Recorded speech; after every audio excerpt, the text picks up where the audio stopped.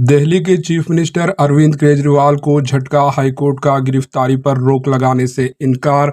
अरविंद केजरीवाल के घर पर पुलिस।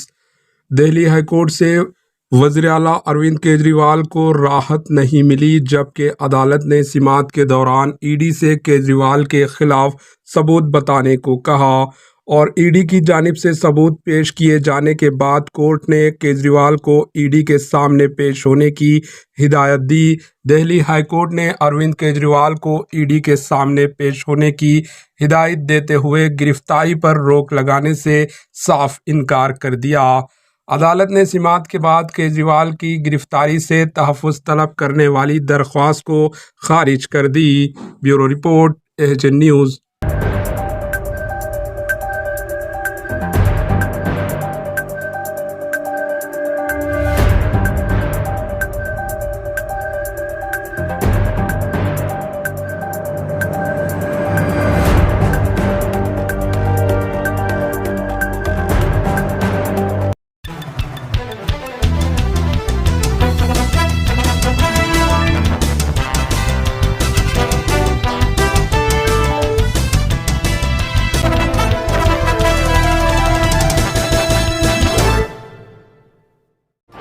एएचएन न्यूज़ को लाइक करें, शेयर करें और सब्सक्राइब करना ना भूलें।